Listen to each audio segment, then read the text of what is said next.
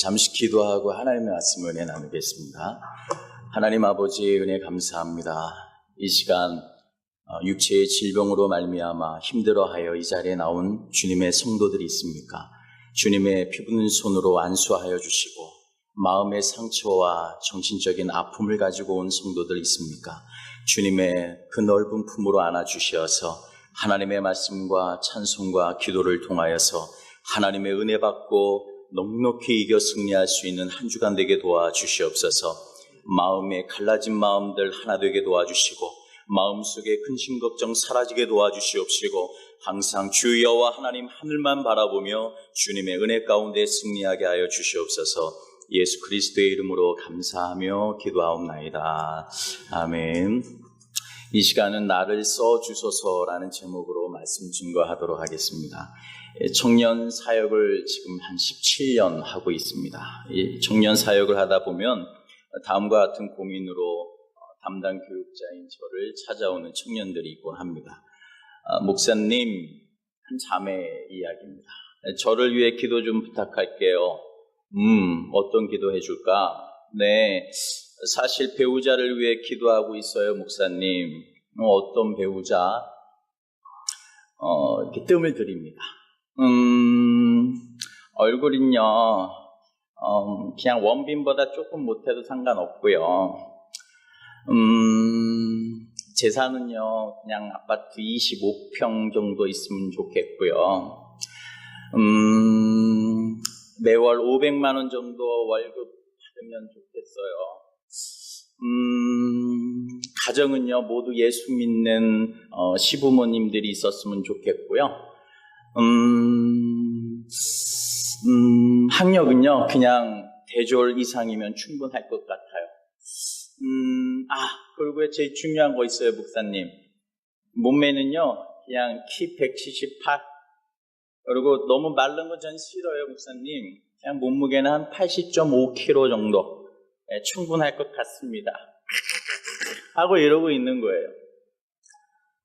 그 자매를 얼굴을 딱 보면서 저는 이렇게 질문하면서 반응했습니다.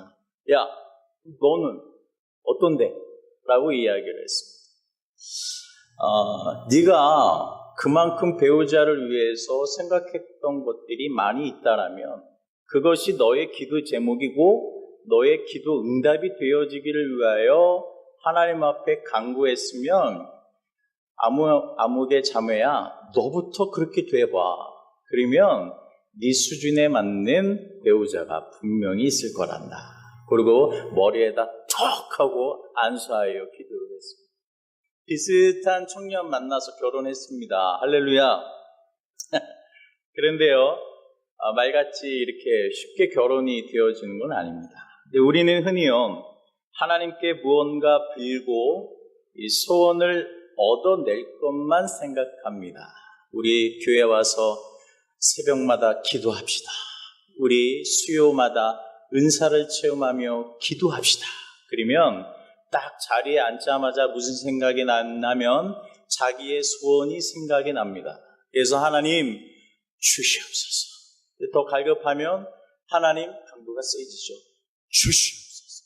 더 절박하면 아버지 주시옵소서 하고 강도 세게 기도를 합니다. 이게 보통 신앙생활 하는 사람들의 겉모습입니다. 근데 생각을 조금 바꿔서 생각을 해보면요, 이렇게 이런 거 저런 거 다 달라고 했던 기도의 제목들을 모아보는 겁니다. 하나, 두 개, 세 개 다 모아서 저처럼 큰 종이에다 써보는 겁니다. 이게 기도 응답 종이 아닙니까? 그 기도 응답대로 하나님 주시옵소서가 아니라 하나님 이 기도 응답에 써있는 기도의 제목이 바로 내가 되게 도와 주시옵소서. 이렇게 생각의 전환을 하게 된다면 여러분들이 갖고 싶은 거는 덤으로 보너스로 주시는 하나님의 은혜를 경험하리라 믿습니다. 믿으면 아멘입니다. 오늘 본문에 등장하는 여러분들이 잘 알고 있는 탕자, 둘째 아들이 나옵니다. 이와 같은 은혜를 경험하여서 다시금 아버지 품 안에 거하는 축복을 누린 주인공이 되죠. 오늘 본문 12절을 다 같이 한번 보십시오. 같이 한번 읽어볼까요? 시작. 그 둘째가 아버지에게 말하되 내게 주소서 하는지라 아버지가 그 살림을 각각 나누어 주었더니 NIV 영어 성경 버전에서는 이 내게 주소서라는 이 번역을 give me라고 되어 있습니다. 이 6.25 때 김미 초콜릿 배고팠던 여러분들 기억나시지 않습니까? 어린 아이들이 미국 군인들이 장병들이 지나가면 육공 트럭에서 떨어지는 초콜릿 하나 먹기 위해서 김미 초콜릿 합니다. 이게 바로 내게 주소서라고 했던 영어 번역 성경입니다. 아버지로 비유가 되어 있는 하나님. 아버지는 부족함이 없습니다. 하나님은 결단코 부족함이 없습니다. 하나님은 결단코 능력이 부족한 분이 아니신 줄로 믿습니다. 그럼에도 불구하고 이 둘째 아들은 그 하나님 아버지 안에 거하는 것이 거추장스럽고 부자연스러웠던 겁니다. 그래서 아버지 앞에 외쳤던 것은 나에게 자유를 달라라고 외쳤던 겁니다. 그러면서 더욱하니 이야기하는 말이 아버지 재산 있지 않습니까? 그 재산 나에게도 좀 주세요 라고 이야기를 합니다. 유대 1세기 당시의 풍습은 재산의 3분의 1을 장자인 첫째 아들이 가지고 가고 나머지 3분의 1을 둘째 아들에게 주는 관례가 있었습니다. 그러니 그 관례를 이루어 문화적으로 해석을 해보면 이 둘째 아들인 탕자는 분명히 아버지의 재산의 3분의 1에 해당되는 재산을 받아내는 겁니다. 소원이 이루어졌습니다. 원래는 후레자식이라고 해서 돌에 맞아 죽어도 상관이 없는 유대법에 접촉이 됩니다. 그러나 아버지의 마음이 얼마나 관대한지요. 3분의 1의 재산을 똑하니 띄워주어서 그 둘째 아들에게 주어버리고 나가라고 이야기해요. 저희 어머니가 평상시 때는 되게 온유하시는데 가장 무서울 때가 있습니다. 그건 뭐냐면 제가 떼쓰고 고집을 피울 때 알았어, 너 하고 싶은 대로 해 하고 아무 말씀 안 하시고요. 밥 차려주고 등 돌리고 그냥 뜨개질하고 있을 때가 가장 무서웠습니다.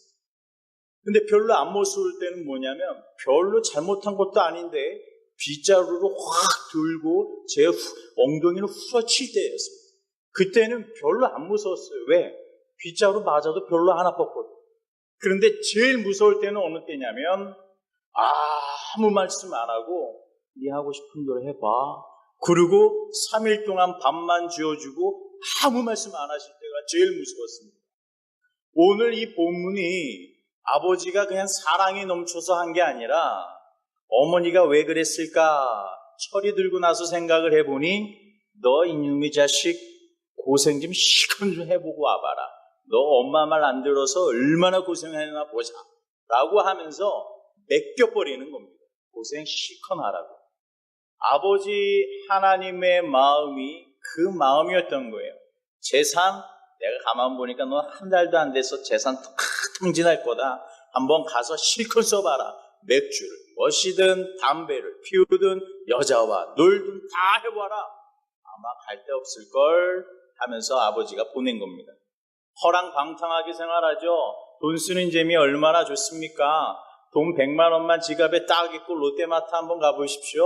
쓸 것 살 것 얼마나 많이 있는지 모릅니다. 요즘도 좋은 세상인데 이 1세기 당시에 비유로 말씀했었을 때의 그 도시는 더 화려했습니다. 더 평나게 방탕할 수 있는 생활의 문화가 더 많이 있었던 겁니다. 그런데 하루아침에 그 재산을 다 낭비하게 됩니다. 거지가 되죠. 거지 신세가 되어서 돼지 주염 열매조차 얻어먹을 수 없는 상거지 중에 상거지가 되었습니다. 인생이 불어닥친 고난이 오게 된 겁니다. 이야, 나는 잘 나갈 줄 알았어. BMW 자동차 타고 강남에서 놀면 친구들이 내 모든 것 다 책임져 줄 줄 알았어. 그랬더니만 BMW 다 팔아버리고 혼자 아무것도 없는 거지 신세 되었더니만 친구도 외면합니다. 돼지가 먹는 주염 열매 좀 먹을까 했더니만 주인께서 그것도 허락을 하지 않습니다. 물도 제대로 못 마십니다. 그 고난 앞에 부정적인 약점이 찾아왔을 때 성경은 무엇과 함께 몰아쳤냐면 14절 보십시오. 다 같이 한번 읽어보겠습니다. 시작. 다 없애는 그 나라에 비로소 궁핍한지라. 배고픔도 서러운데요, 흉년까지 들었습니다. 모든 마을 사람들의 마음이 더 강팍해진 겁니다. 그 고난이 오게 된 거예요. 하지만 이 둘째 아들에 찾아온 이 고난, 환난, 흉년은요, 오히려 약점이 아니라 하나님 아버지의 품으로 갈 수 있었던 놀라운 강점이 되어 그의 마음을 파고듭니다. 예, 아들아, 너 지금 배고프잖아. 아버지 하나님의 품에 가면 넉넉해. 야, 너 돼지 쥐염 열매도 못 먹는 인간 취급도 못 받잖아. 너 아버지 품에 가봐. 왕자 취급 받을 수 있잖아.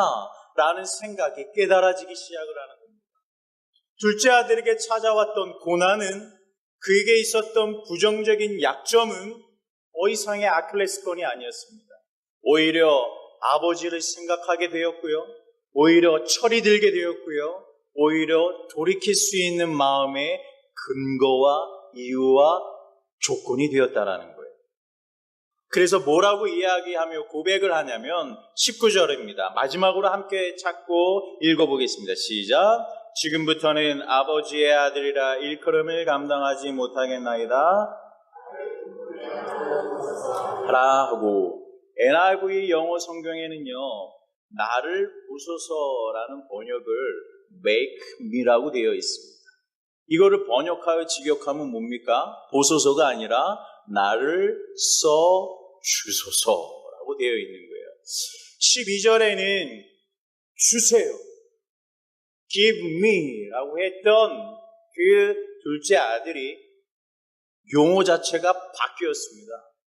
make me, 나를 품꾼으로도 좋으니, 나 종이라고 이야기해도 좋으니 나를 뭐 하소서? 함께 따라하겠습니다. 나를, 이거 이렇게 잡으면 더 재미있습니다. 다시 한번, 나를 써 주소서. 할렐루야. 나에게 주소서 했던 둘째 아들이요, 흉년이 들고 배가 고프고 고난이 오고 부정적인 약점이 확 들어오더니만 이제는 용어 자체가 바뀐 겁니다. 나를 써 주소서. 아들 감당 못하겠습니다. 그냥 품꾼, 종도 아니고 품꾼으로만 써만 주십시오 라는 마음으로 변화가 되었다라는 거예요.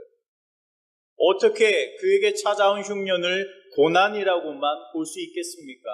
정신 차린 거죠. 오늘 그러한 고통과 고난이라는 부정적인 약점을 오히려 강한 강점으로 바꾸어 세계 최고 자리에 오른 주인공을 소개할까 합니다. 여러분, 1988년도 제가 굉장히 어렸을 때인데요, 그때 서울 올림픽 기억나십니까? 그 서울 올림픽 때 100m 달리기, 200m 넓이 뛰기 모든 것을 석권했던 흑인 선수가 있었습니다. 칼 루이스, 여러분 기억나십니까? 지금은 머리가 백발이 되고요, 만 53세까지 되었어요. 그리고 살도 이렇게 통통하게 찌셨습니다. 당시 188cm에 80kg, 굉장히 총알탄 사나이라고 불릴 만큼 세계적인 이목이 있었던 선수였습니다. 그는 100m 9.92초를 달렸습니다. 저는 어렸을 때 가장 아킬레스건, 가장 핸디캡이 뭐였냐면 달리기를 잘 못하는 겁니다. 여러분 보시다시피 강대상에 딱 서면 폼이 좀 나옵니다. 어깨가 넓고 좀 있으니까. 근데 얼굴이 큰 게 좀 단점입니다. 어렸을 때 더 컸습니다. 가분수였죠.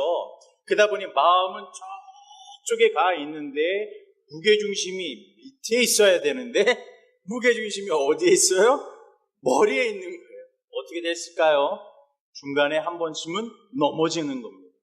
그래서 최고 기록을 세웠는데 22초까지 세워봤습니다.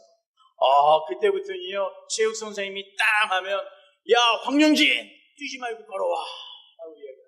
너 넘어지면 골치 아파라고 이야기를 해요. 근데 진짜 그런 것 같습니다. 머리가 무겁다 보니까 잘 안 돼요. 그래서 칼 루이스는 저에게 로망이었습니다. 하나님, 저 칼 루이스 9.92 바라지도 않습니다. 한 15초만 뛸 수 있도록 도와주세요. 그러면 무릎이 닦아지는 겁니다. 자, 그런데 그보다 더 놀라운 총알탄 사나이가 요즘 나왔습니다. 여러분 잘 알다시피 이렇게 사진을 찍는 선수 우사인 볼트라는 사람입니다. 키가 196cm고요. 몸무게만 자그만치 94kg입니다. 근데 나이는 만 28세입니다. 근데 한 가지 개인적인 약점이 하나 있습니다. 그게 뭐냐면 척추 측만증을 가지고 있습니다. 그건 뭐냐면 척추가 태어날 때부터 이렇게 휘어져 있는 겁니다. 여러분 생각을 해보십시오. 단거리 선수가 척추가 이렇게 휘어져 있다는 것은 최악의 조건입니다. 왜냐하면 무게중심이 이렇게 쏠려 있으면 여러분들 보시기에 오른쪽으로 쏠릴 수밖에 없습니다. 한쪽으로 사람이 오른쪽으로 쏠리고 가장 빨리 달리게 되면 골반이 평행을 유지하지 못합니다. 그래서 등부와 널쩍다리에 염증이 생기게 되어집니다. 그래서 우사인 볼트는 실제로 올림픽 경기에 출전해서 최고 속력으로 달리다가 중간에 쓰러져 버린 경험이 있습니다. 왜냐하면 넓적다리에 갑자기 통증이 들어옵니다. 이게 바로 척추 측만증 때문에 그렇습니다. 그래서 그 부상을 입고 한동안 슬럼프에 빠지자 코치와 감독이 사형 선고를 내려버립니다. 볼트야, 그냥 저기 공장에 가서 볼트나 줘라. 너 더 이상 운동선수 안 되겠다. 라고 포기해버립니다. 완전히 인생이 끝나는 겁니다. 20대 초반의 우사인 볼트. 그러나 우사인 볼트의 그 거구가 코치와 감독 앞에 무릎을 탁 꿇고 이렇게 이야기를 합니다. 감독님, 그동안 저에게 희망을 실어주셨던 감독님, 저 공장에 가서 볼트 조일 수도 있습니다. 그러나 한 가지 소원이 있습니다. 제가 국가대표 선수로 나갈 수 없어도 좋습니다. 내가 그냥 육상 트랙 날마다 청소하고 걸레질 해도 좋습니다. 아니, 기회가 주어진다면 그동안에 내가 갈고 닦았던 선수의 실력이 있으니까 국가대표 선수들이 운동할 때 옆에서 파트너 역할이라도 좋으니 나 알바비 안 받겠습니다. 운동 선수비 안 받겠습니다. 내 돈 들여서 청소하고 내 돈 들여서 파트너 역할 하겠습니다. 그냥 make me, 나를 써만 주세요 라고 해서 우사인 볼트가 무릎을 꿇고 진지한 모습으로 이야기를 감독한테 이야기를 합니다. 그 모습이 얼마나 진지한지요. 그냥 give me가 아니라 make me 하는 거예요. 그냥 품꾼이라도 좋으니 나만 써만 주세요 라고 했던 우사인 볼트의 일화가 있습니다. 그 모습을 감독이 가슴에 묻어둔 거예요. 그래, 알았어. 그러면 내일부터 청소해, 물걸레질해. 그리고 가끔가다 위대한 우리 대표 선수가 오면 옆에서 보조 맞춰서 빨리 뛰다가 널쩍다리 염증 오면 그냥 쓰러져 그냥 누워 쉬어. 병원비 갈 돈도 없어. 라고 했는데 열심히 그 일을 해냅니다. 아침마다 그 물걸레질 쓰레받게 다 청소를 합니다. 열심히 일합니다. 감독은 한두 주 하다가 끝나겠지 했는데 한 달이 돼도 두 달이 돼도 석 달이 돼도 그 일을 해내는 거예요. 그래서 볼트라면 저 정도의 정신력과 저 정도의 인내력과 저 정도의 신뢰만 있다면 내가 저 볼트를 세계적인 선수로 키우마 하면서 감독의 마음이 감동이 온 겁니다. 그래서 우사인 볼트를 세계 넓적다리 근육 햄스트링의 최고 권위자, 그 박사는 넓적다리 통증은 왜 오는 걸까로 논문을 써서 박사학위가 된 박사입니다. 세계에 한 명밖에 없는 박사예요. 햄스트링을 연구했던 박사인데 독일에 있습니다. 미국에서 우사인 볼트를 데리고 독일까지 여러분 비행기 값만 해도 얼마나 많이 나옵니까? 감독과 코치가 우사인 볼트 다 데리고 독일까지 날아갑니다. 그래서 한스 밀러 볼파르트라는 박사를 만나게 해줘요. 이 볼파르트 박사는 인기가 별로 없었습니다. 여러분 생각해 보세요. 넓적다리 하나 연구하는 박사가 무슨 인기가 좋겠습니까? 그래서 어디에서 취직하여 일을 하고 있었던 닥터였냐면 독일의 축구팀 바이에른 뮌헨이라는 그 축구팀에서 그냥 팀 닥터로만 활용했었던 박사였어요. 근데 이 감독이 그것을 찾아낸 겁니다.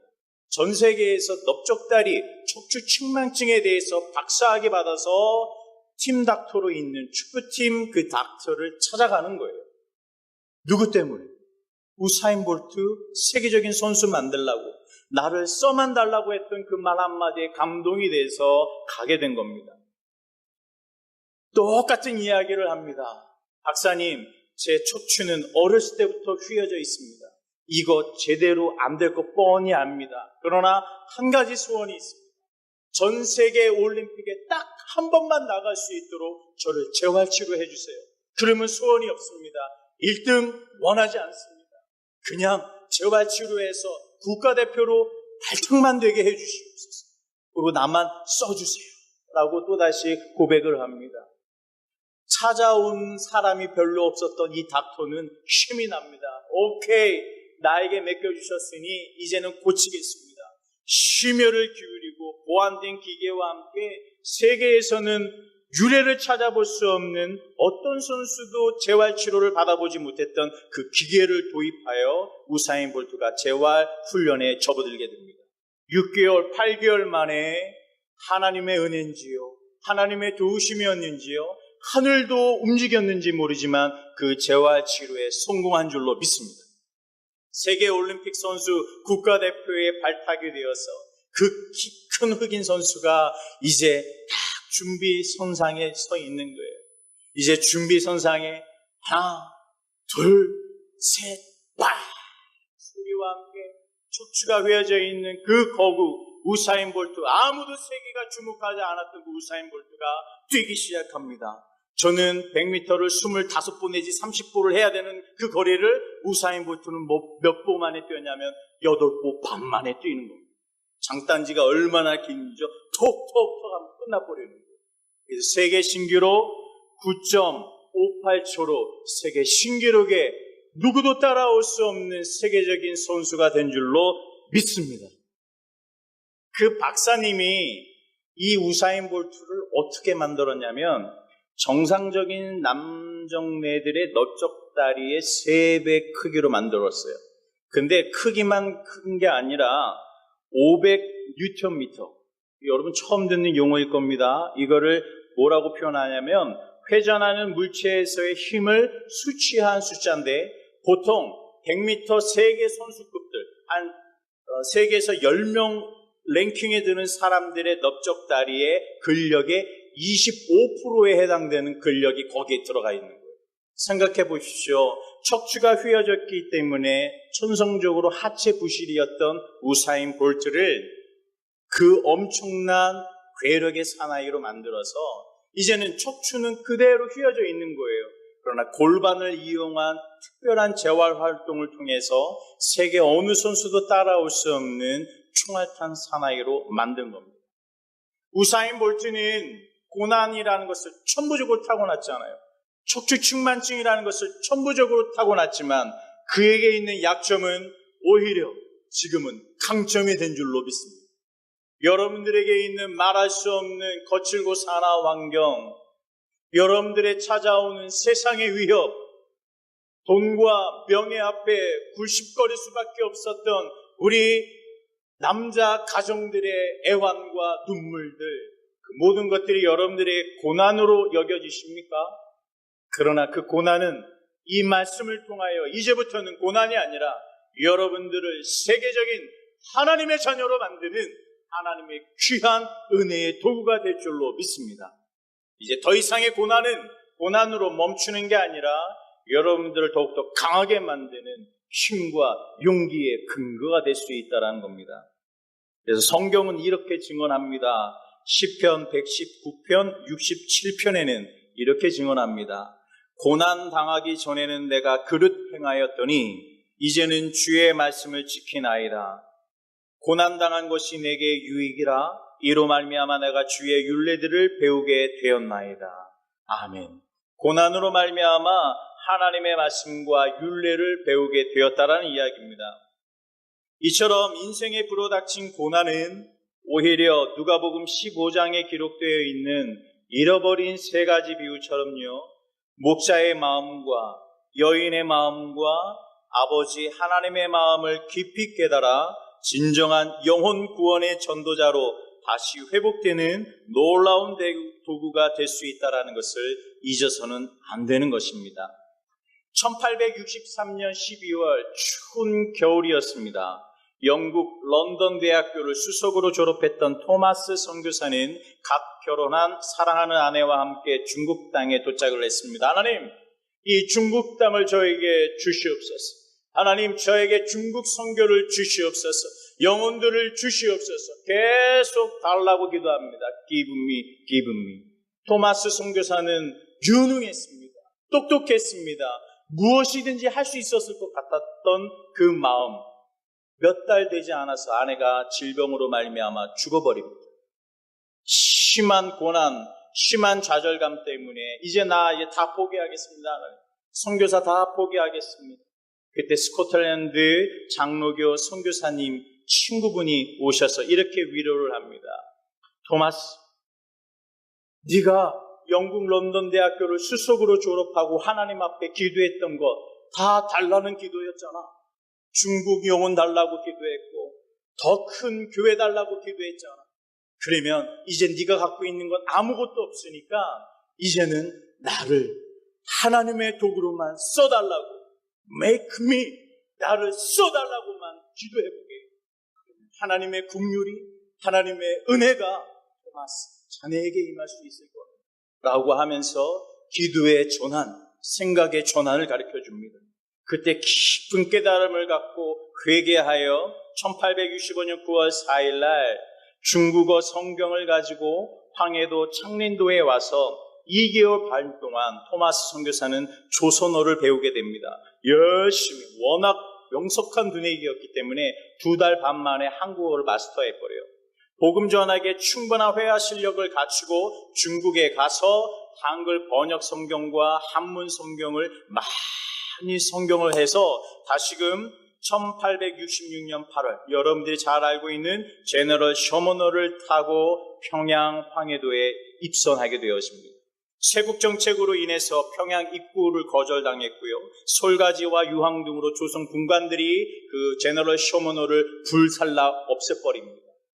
위에서는 갑판에서는 불이 나죠. 연기가 나죠. 다 화살과 창과 칼에 다 목베임을 당합니다.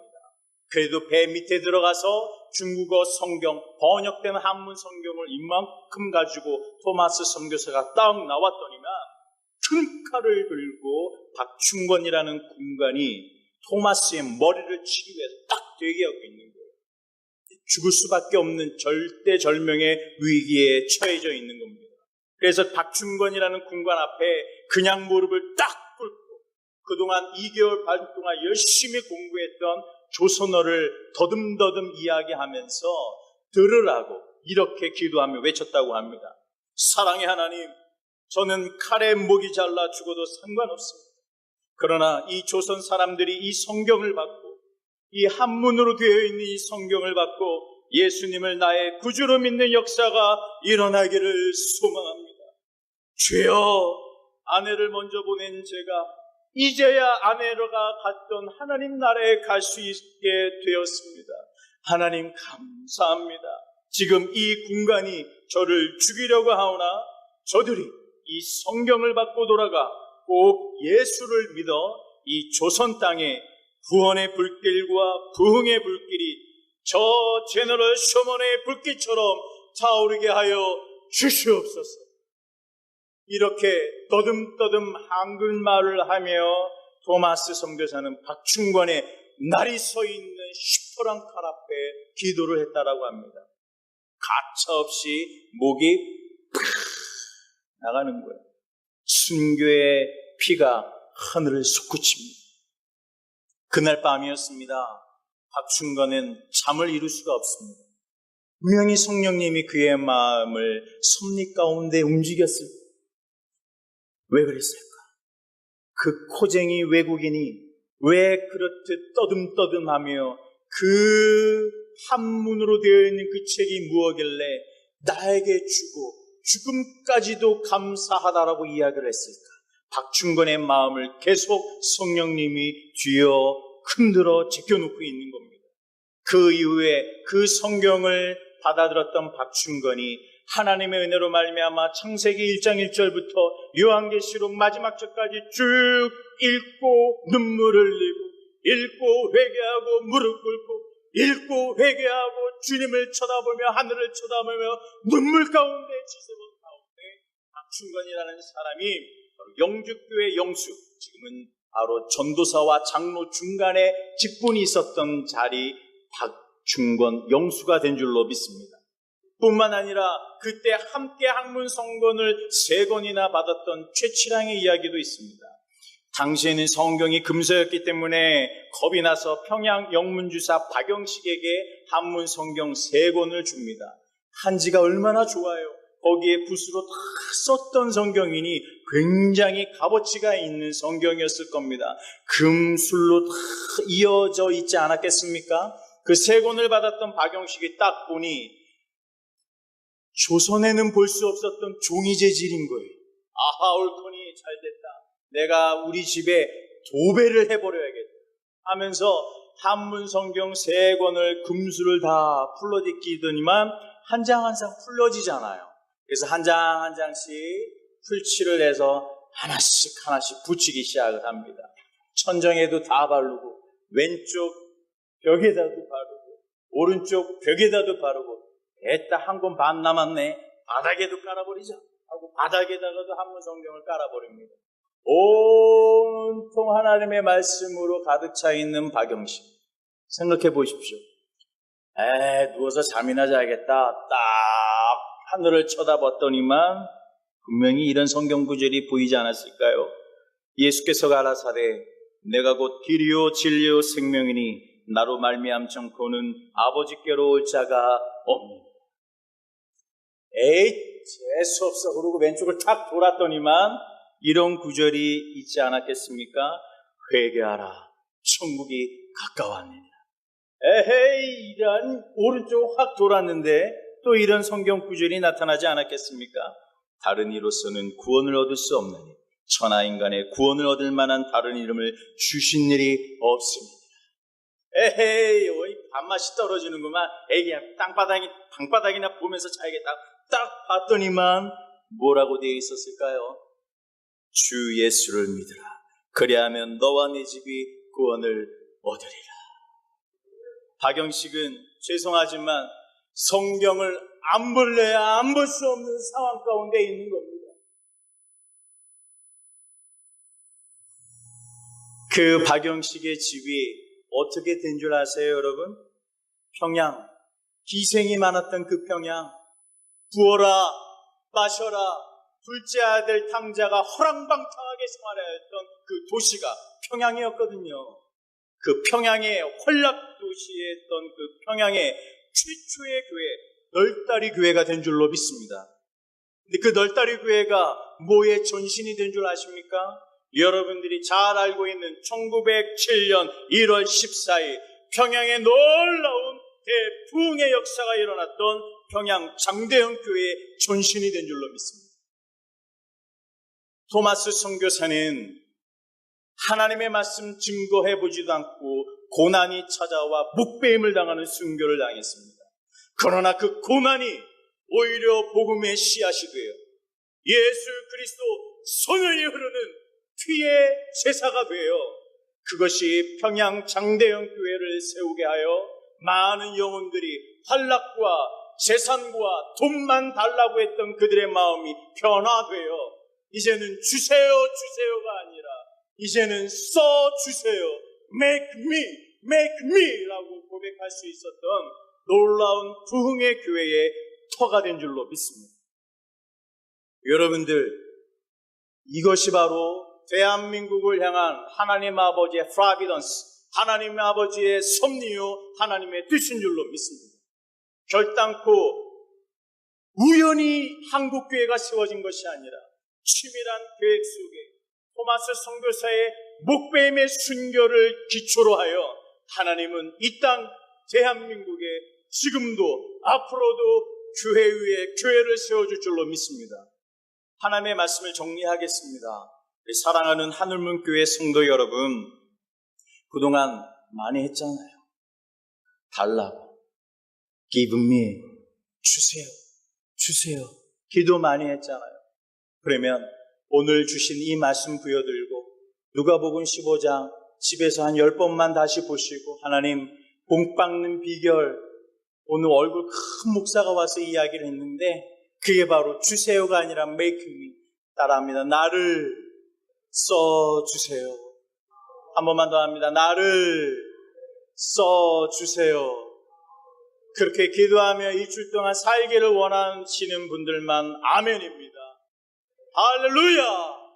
기도하겠습니다. 하나님,